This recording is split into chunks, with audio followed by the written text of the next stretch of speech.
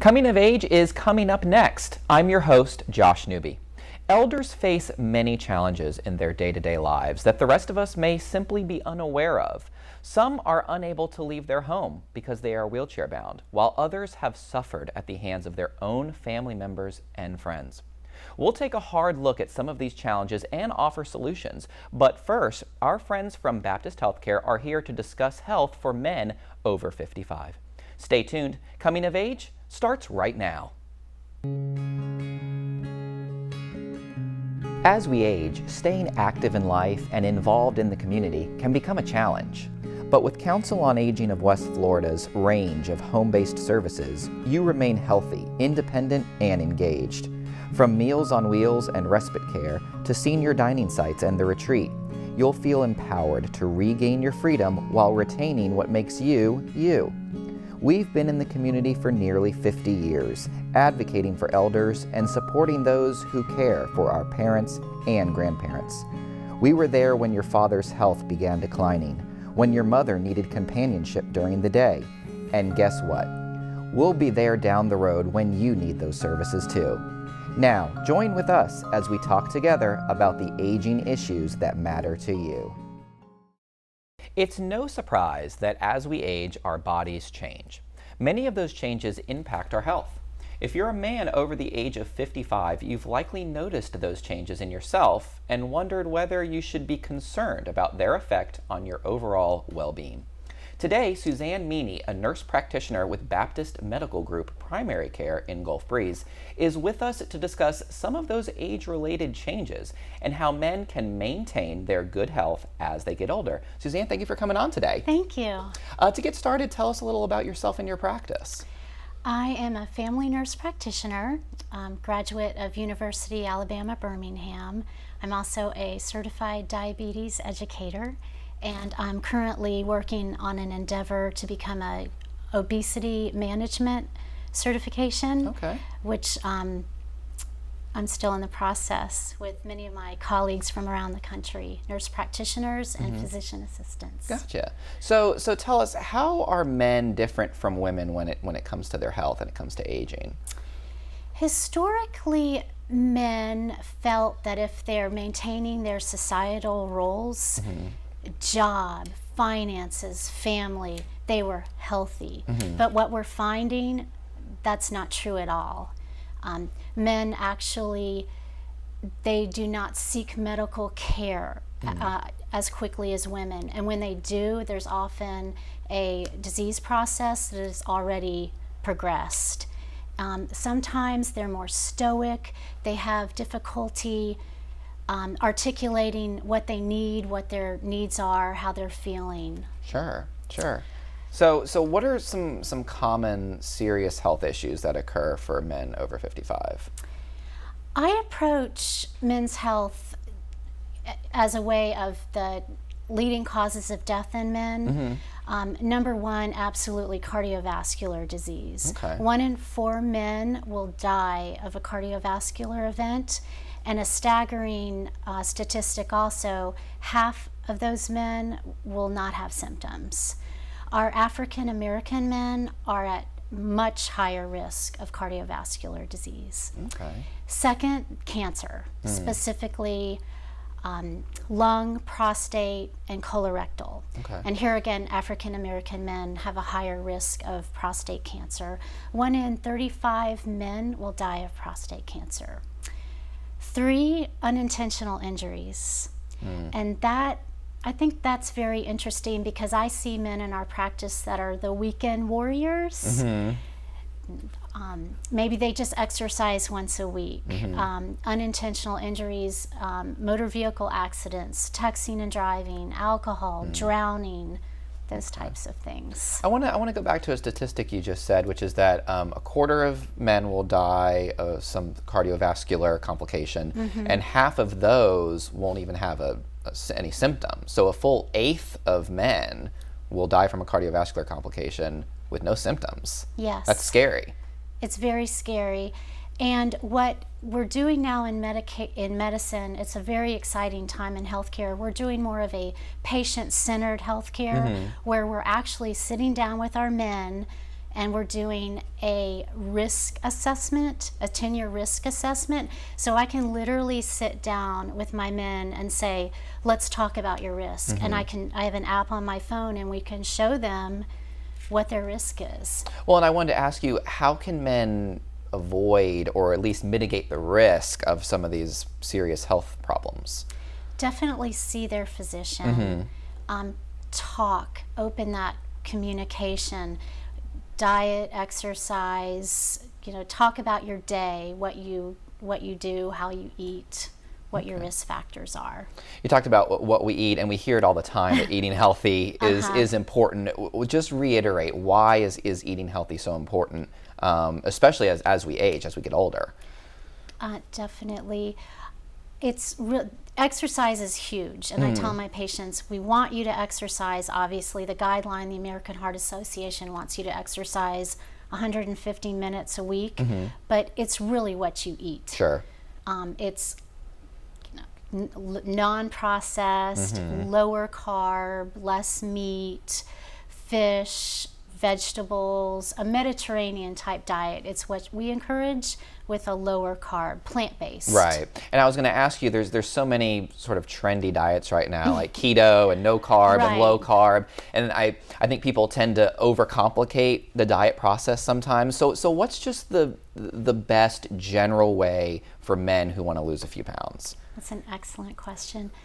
We tell our men the best diet is the diet that you can do, that works for you. We want you to decrease your calories, 500 calories per day. You'll lose weight, and also the exercise and the Mediterranean diet. Sure. Lots of plants. Meat should be a side. Meat should not be the main focus.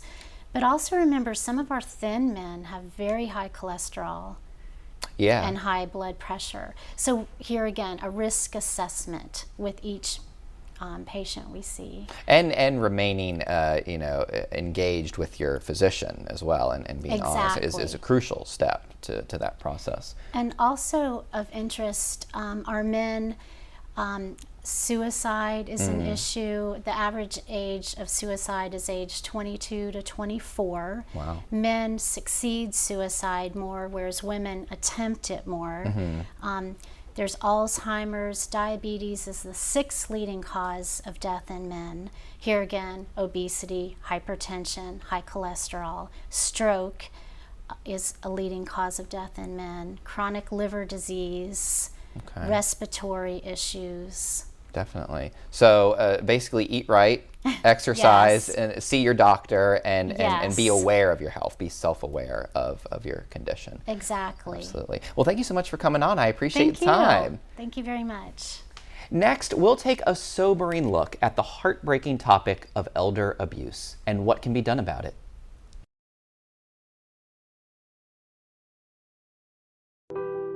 Why do people love ACT's retirement life communities? There are more reasons than just the active lifestyle. Like ACT's Life Care, a plan that protects your nest egg with predictable monthly fees, even if your healthcare needs increase, so you can enjoy a carefree today and a worry-free tomorrow. Plan a visit and see why our satisfaction rating with current residents stands at 98%. ACT's Retirement Life Communities, where loving kindness lives. What does it look like when a life is truly changed? I feel a sense of accomplishment because I built a house. This house has brought us financial independence. It's a great place to raise a family. Strength, fuerza. When I look back where we've come from to where we are today, it makes my heart very happy. Potential. Potencia. For me, this house means all of us together. Stop. Together. Security. Security. Every family dreams to have their own house. This house changed our lives. Habitat for Humanity is at work in your community and around the world. Through shelter, we empower.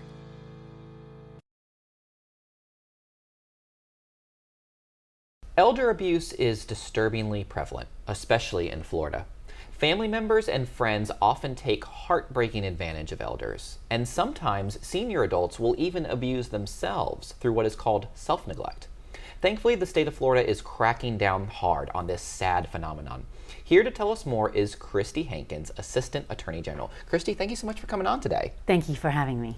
To get started, just give us a 30,000 foot broad definition. What is elder abuse? Elder abuse includes physical, psychological abuse, as well as neglect, exploitation, and in some arenas they've started to include the self-neglect, as you discussed. In addition, it should also include illegal use of criminal identification.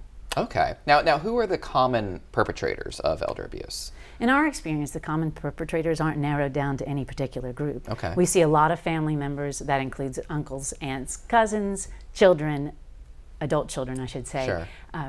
Parents, nephews, nieces, grandchildren. Aside from the family members, we see it in the caregiver situation, in facilities, administrators.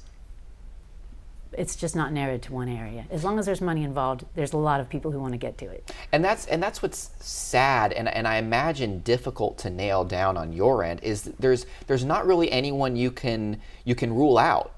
It could be a child, it could be a spouse, it could be someone who has been in a quote unquote loving relationship with this person for decades, and yet that person can perpetrate elder abuse. Right, and what we look at,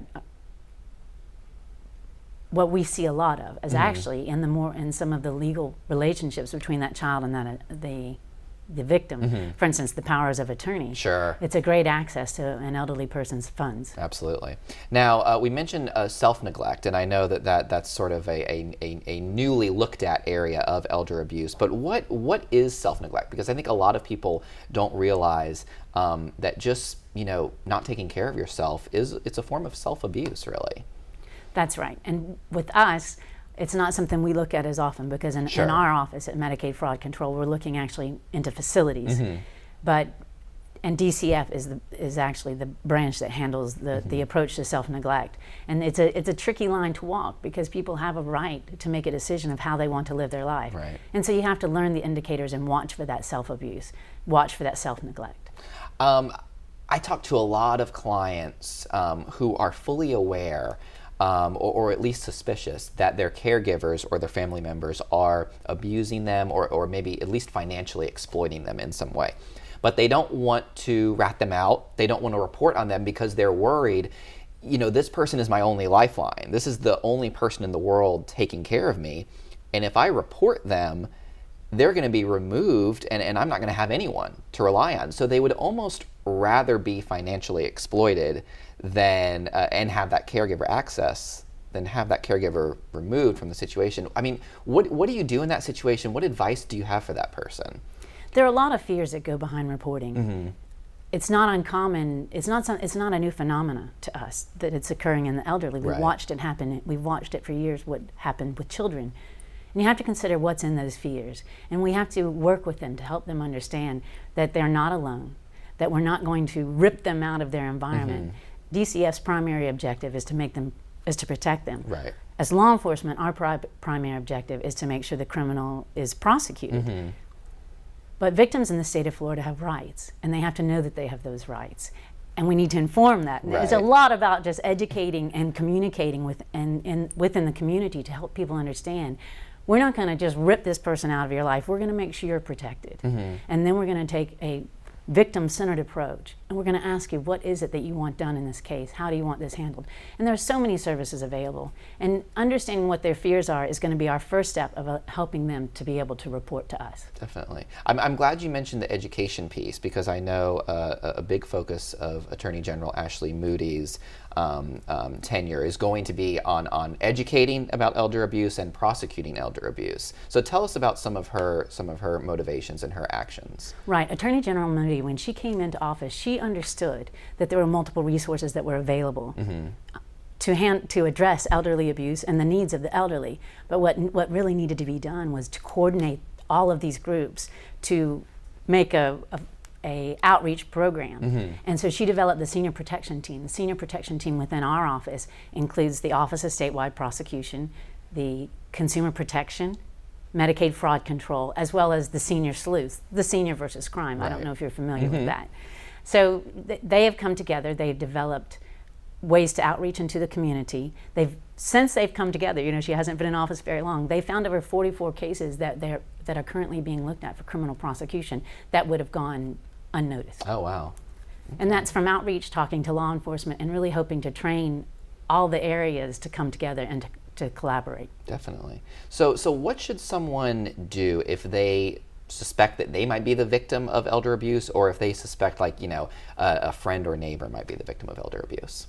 They should report that to DCF or to our hotline, and the DCF number is the 1-800-96-NO-SCAM. I'm sorry, I'm confused. 96 abuse. 96 abuse. Our number is 1-866-966-7226, or the no scam. I apologize for that. No worries. So tell us, we talked a lot about elder abuse, but briefly touch on scams, because scams are hitting seniors hard. They're hitting even young people hard. It seems like phone scams are exploding in popularity. Tell us what seniors should look out for when it comes to scams. Well, they're telemarketers. Right, basically.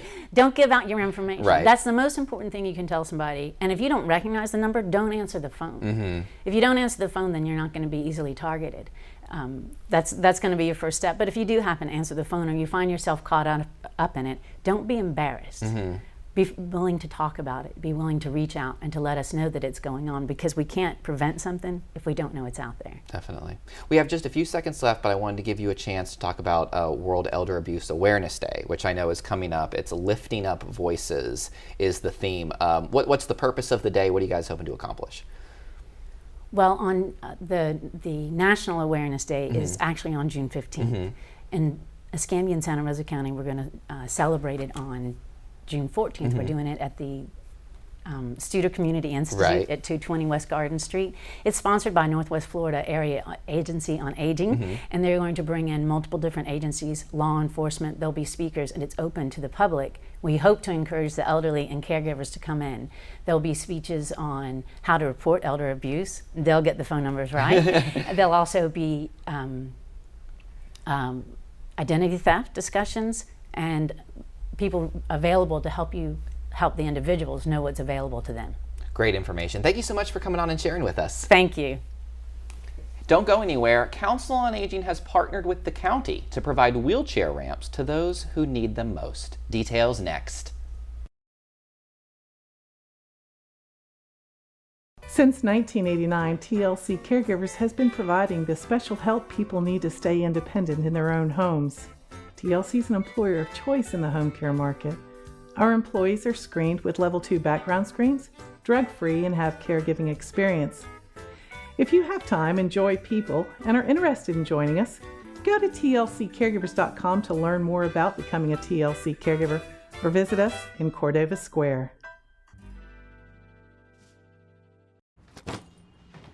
Hart, what's going on? I'm leaving. Why?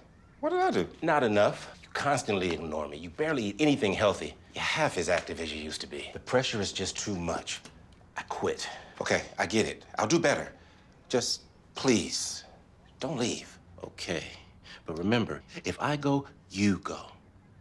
Listen to your heart. Don't let it quit on you. Uncontrolled high blood pressure could lead to stroke, heart attack, or death. Get yours to a healthy range before it's too late. When cancer tries to take you away from the things that matter most, Baptist Cancer Institute offers caring physicians and the most innovative treatment options. With convenient locations and a wide array of support programs and services, we're here to help you during the most difficult of times. As a member of the Mayo Clinic Care Network, we're bringing even more innovative cancer care to our community right here at home. When you need cancer care, we'll be there.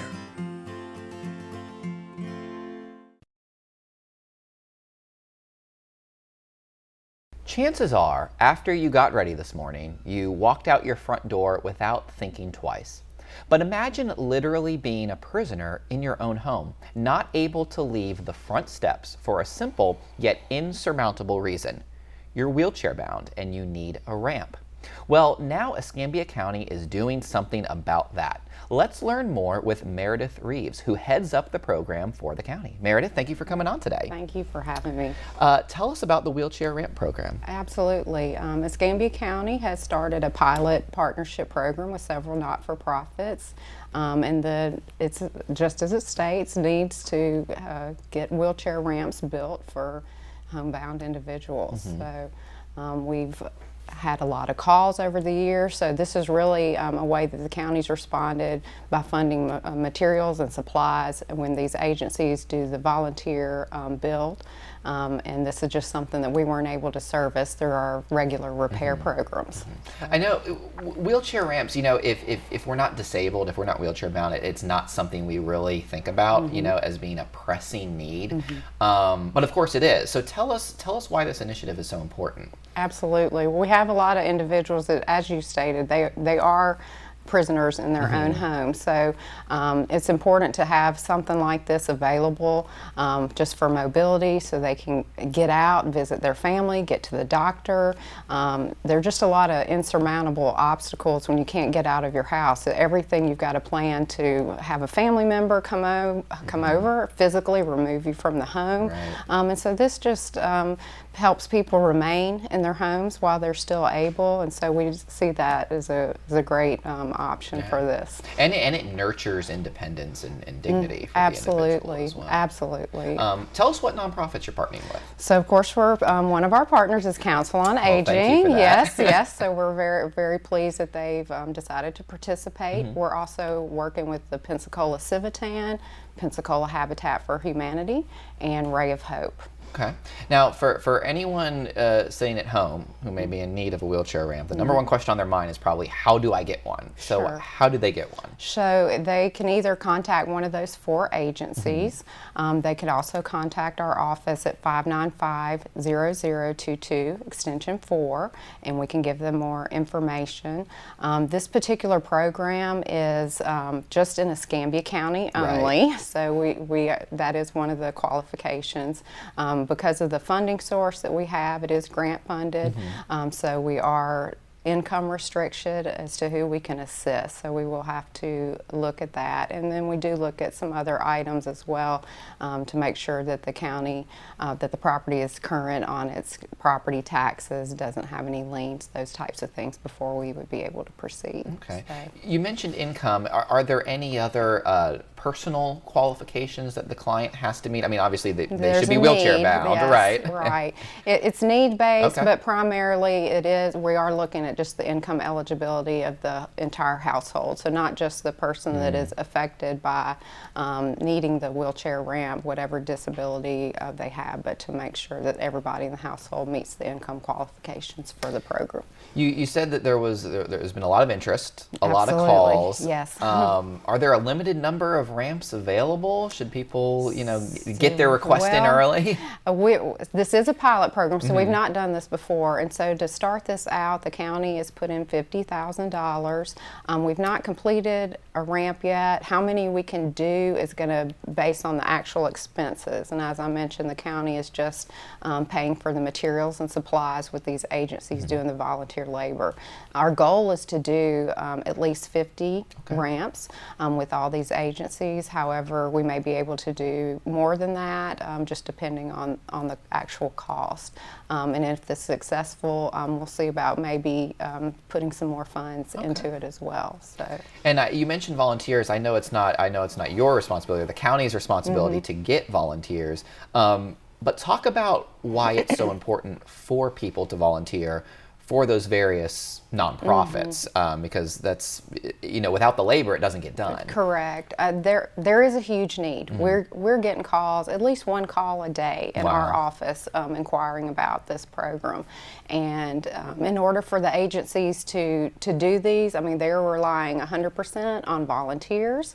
So if there aren't volunteers to build the ramps, then the ramps will not get built. Right. So it's very critical. If someone has some interest in helping, just one weekend, I would encourage them to reach out to any of those agencies, because I know that they would really love to have some volunteers, able-bodied volunteers, to help build. Definitely. So someone's interested in a ramp, they reach out, they do the paperwork. Take us briefly through that process. What can they expect? Yes. How quickly will it get installed? I'm sure is the question on a lot of their minds. Sure. So as far as the paperwork, the main thing is getting the income paperwork. So they will have to provide, proof of income and assets. So getting that together can take just a day or two, depending if they've got it together. If not, we may need to work on that a little bit more. It also depends on if it's an owner-occupied property or tenant. Okay. So we are assisting some rentals, and that takes a little bit longer because we do need to get permission from the actual property owner before anything would proceed. And then as far as the scheduled build, that is dependent on the agency. Once we approve the client, we let the agency know that this client is approved, and then they will schedule that. And so a lot of that's dependent on, again, their volunteers. Right. And that's where it comes to us, right? Right. Have you installed any? We've not done one. We've got one actually. The first one should be done this weekend. Oh, good. Actually, with Civitan. So Fantastic. Absolutely. So we're looking forward. We're just getting this rolled in, and we're really looking forward to seeing some great results. Wonderful. It's a great program, and like we said, an often overlooked need, but a need nonetheless. Absolutely. Thank you, Meredith, so much for sharing with us. Thank you, Josh. I appreciate it. And thank you for watching. Until next time, enjoy life. You've earned it.